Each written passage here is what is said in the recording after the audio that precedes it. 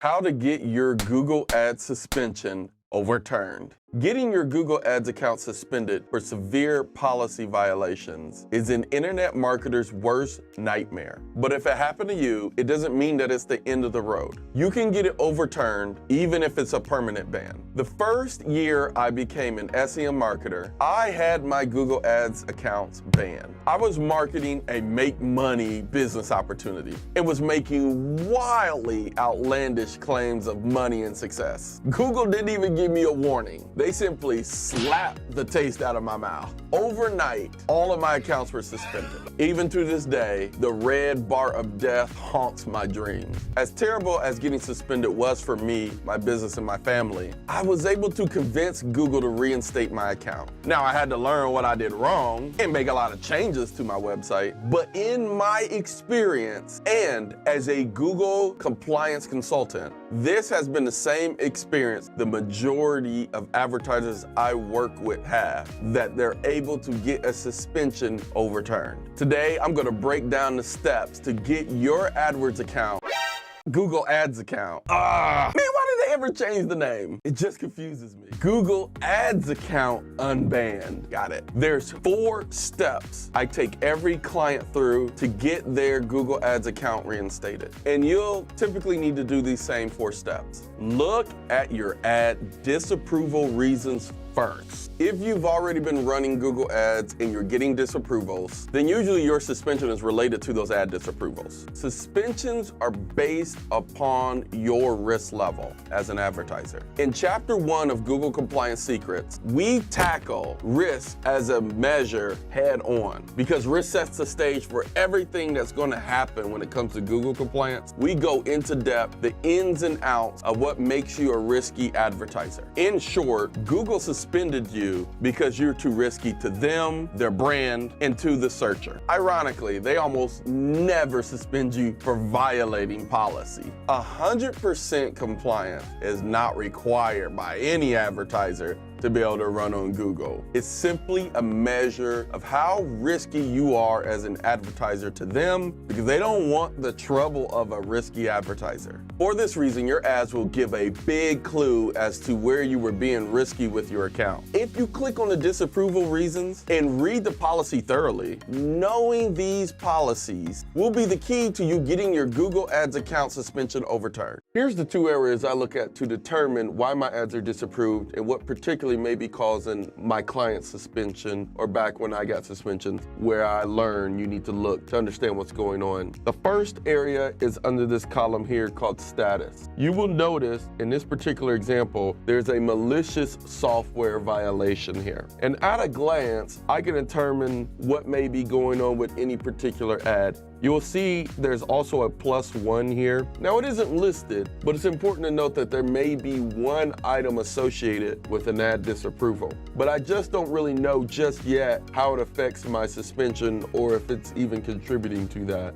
which is why I like to enable a second column. You can see here, I enable the column called policy details. Policy details is going to give me a much wider look at what may be the problem. You will notice there's only 1 reason listed for the disapproval, not 2. So even though my status has a +1, I can ignore the second reason. The only one that really matters in this particular case is the malicious software. However, when it comes to drilling down within the policy to understand what's affecting your suspension, you need to take a look at this next step. There is a particular hack in Google to understand what specific area in malicious software you need to pay attention to. Very few people understand that this even exists. If you click on that malicious software link, this help area will come up. And you'll notice, you'll see, here's a column for malicious software. There's several items in there with examples, and then it goes into other areas, unfair advantage, things like that, that are associated with the larger thing of abusing the ad network.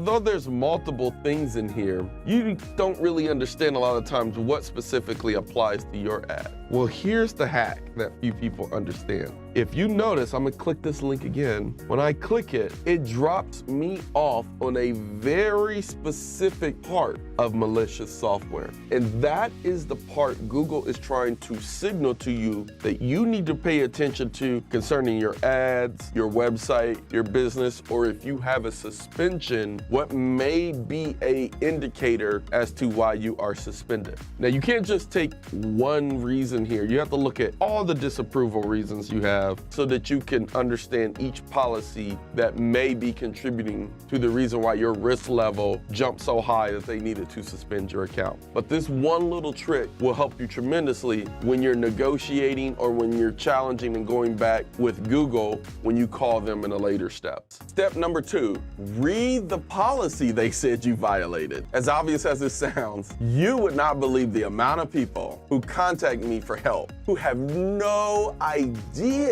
which policy they were even suspended for. Every suspension letter explains the reason for your suspension. Now, if you lost your email that told you everything, then simply look into your account at that big red bar of death at the top. Now, some of you are saying, I read that thing. The suspension reason was vague, such as for violating our terms and conditions. If you receive a vague reason like this, then that means Google may be keeping the reason private because they don't trust you. This is why step 1 is to look at your ads, as it may provide more clues as to your suspension. Even more clues than an email may give you in this situation. The vague response indicates that something even more serious or more difficult may need to be done to get this overturned, but it's not impossible. Vague reasons indicate an egregious violation was committed. However, even a vague reason will give you a clue to what you did wrong, as there's only a few egregious policy violations in the entire policy handbook. And the vague terms and conditions suspension is referring to one of these egregious violations. There's only a few of them, and they are circumventing systems, coordinated deceptive practices, counterfeit, promotion of an unauthorized pharmacy, unacceptable business practices, trade sanction violations, and poor online reputation. These violations are special and go beyond the scope of this training. Over the coming weeks, I will break down each of these in more detail. So make sure you subscribe to my channel and smash that notification bell. That way you can be alerted immediately when those videos are released. Now, after you completed step number 1, which is to check your ad disapprovals, step number 2, which is to actually read the reasons they suspended your account, then you're ready for step number 3, which is to finally call Google Ads on the phone. The reason we wait to step number 3 to call Google is because you have to be armed with some information before you talk to them on the phone.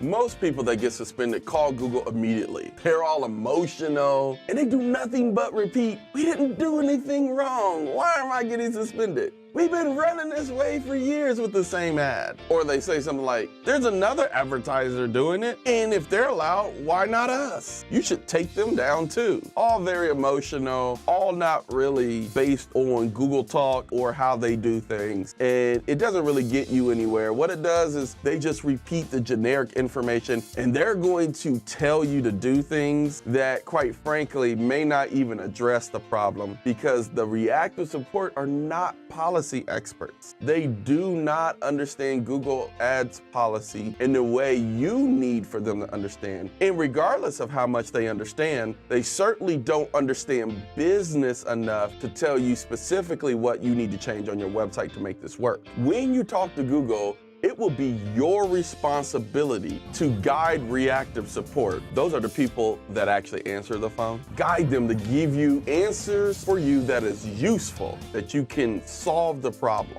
Listen, reactive support knows very little about Google Ads compliance, even though they work for the company. They only speak in terms of generalities based upon their training, what they've seen so far, and quite frankly, what they look up in the Wahala system for information. Many times, even what they see in their system is often vague answers, such as misrepresentation or misleading claims, or usually some other non-specific area that, although they're talking about a particular policy, it doesn't exactly tell you on your website or what part of your website, business, or your ad that is the problem area. For this reason, you gotta be armed with information and guide the reactive support to be more specific. And the only way to do that is that you need to be more knowledgeable and talk in Google terms so that it makes them think you might know more than they do on this topic. You see, when they're talking to you, they're usually talking in Google Talk. What's Google Talk? It's the way they talk inside of that company. They're using the same language in their policies. They're talking about spirit of the policy and all these other little things and misrepresentation, egregious, all these kind of crazy words we don't actually use on a daily basis. This is all Google Talk, and you need to learn this language. You don't have to be a pro, you just need to speak to them the same way their policies are written. If you're able to speak to them in the same language, they're gonna take you much more serious, and it's going to actually make them escalate your case up to someone more knowledgeable, level 2, level 3, and you really want to get to a policy specialist because they're the ones that are actually going to give more specific information about what you actually are doing wrong. But this will only happen if you have a little back and forth challenge with that reactive support person that will force them to basically escalate this and get more narrow with getting information. Now, what's in the system may be correct about your suspension. You may have actually did what they said you did, but you don't know that yet. And the only way to really get specific answers is to do this process, challenge them, and make them do some critical thinking and ask some critical questions. Because if you approach them and you aren't armed with the right information, then you become at the mercy of whatever information they give you. And you end up doing a lot of things that don't work. But I tell you what's worse is requesting a re-review of your ads and your website when you don't know what's going on. If you request a re-review without making the corrections or changes to what the system is picking up, this mistake can lead to what Google calls a final decision of no. Don't request a re-review